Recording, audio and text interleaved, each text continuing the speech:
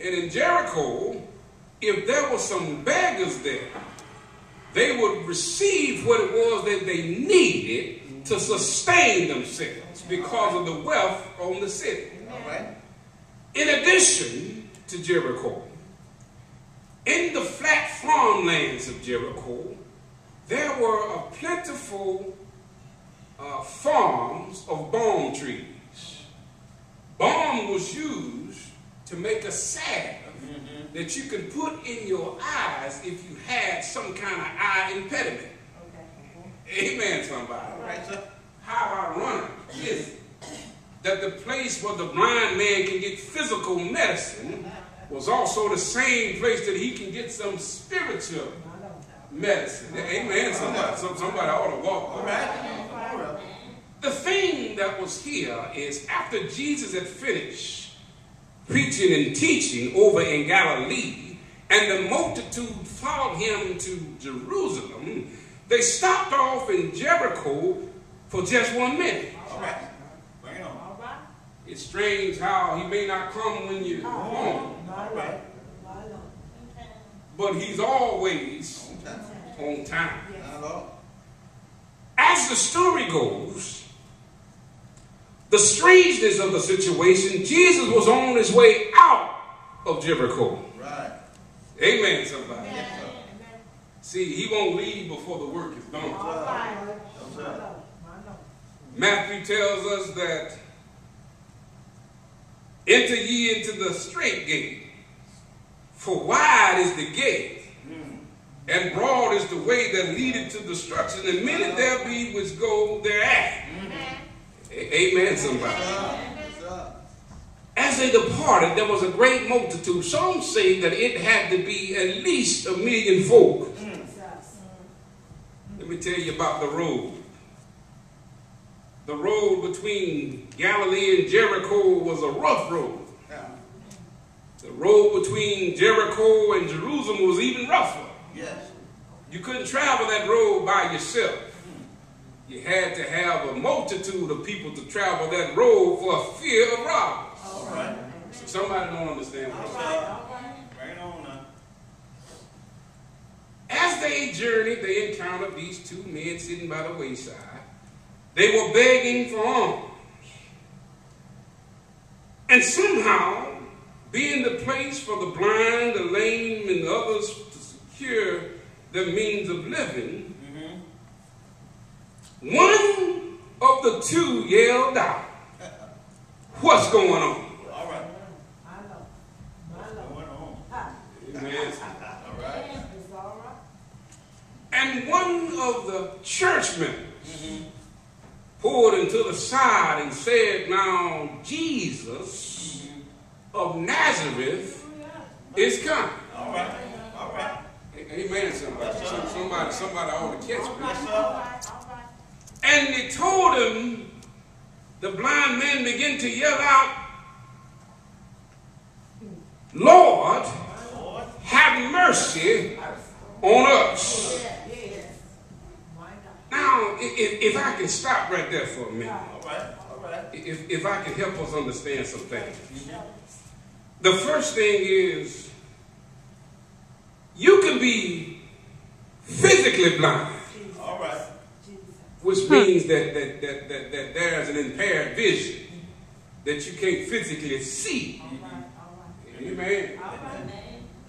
And then you can be spiritually blind. Yes, sir. Yes, sir. Amen, somebody. Yes, sir. That means you're unable or unwilling to perceive or understand. All right. Yes, sir. All right. Somebody don't like that. All I'm right. stepping on some toes That's now. all right. The thing that we see in both gospels is, one gospel says there was one or a certain blind man. Another gospel said there were two blind men. But then both gospels tell us that there was two groups of blind folk. All right. That's right. Somebody did get it. Somebody did. See, one group had a physical blindness, and the other group had the spiritual blindness. All right, sir. Come on now. Let it What I'm play. saying is, you could be in the church or at the church, but not of the church. Right. Amen, somebody. Amen. You could be in service, or at service, but not in service. At worship, but not having worship.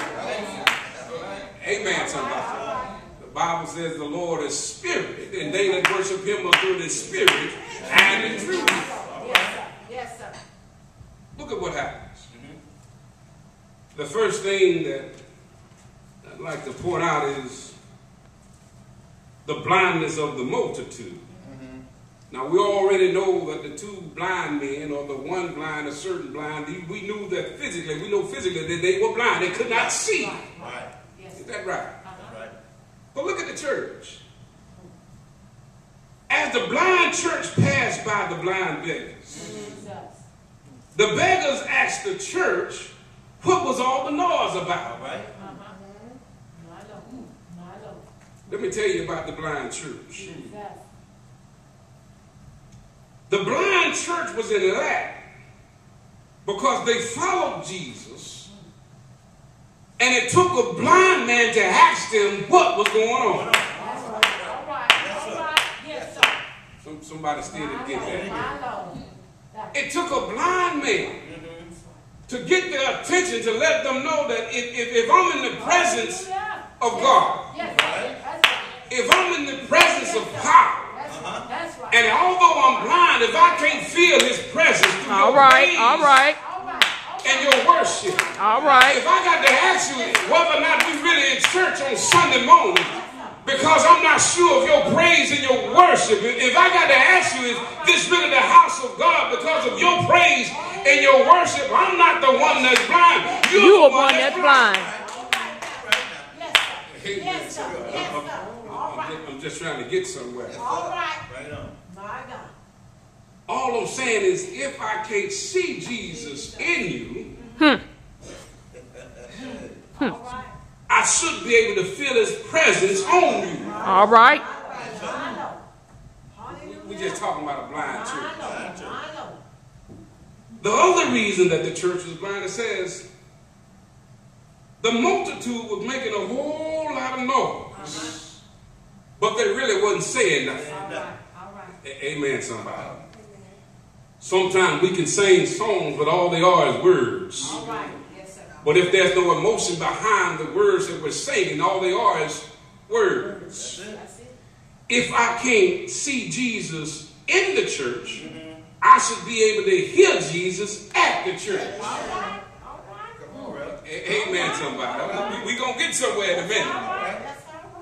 The third thing about this blind church, in the Gospel of Luke, it says the multitude was ahead of Jesus. It said that there's some that went before Jesus. Amen, somebody. How could you be a church if Jesus ain't in the church and the church to left Jesus? Amen, somebody. Yes, sir. But now, what the blind man encountered was three types of church folk. All right. Can I help us? The first thing the blind man encountered was a church rookie. A church rookie. A newcomer. All right. A church rookie is the one that just got to church and want to tell you how good God has been to them, but can't tell you on the outside of church how their life been changed. The rookie's still going to the same club they went to before God so-called was good to them. All right. Amen. The rookie's still doing the same worldly things they were doing before so-called God was good to them. The rookie's still raising just as much hell on the outside of the church as they want to raise in the inside of the church, but God has supposedly been good to them. The first thing they encountered was a rookie in the church. After the rookie, they encountered the novice. See, a novice is somebody that does something part-time for pleasure. Somebody didn't get that. The novice is those that come to church only when it's convenient or beneficial. Can I help some of us that are not novices? All I'm talking about is Easter Sunday. I'm talking about Christmas morning. I'm talking about New Year. I'm talking about Mother's Day and Father's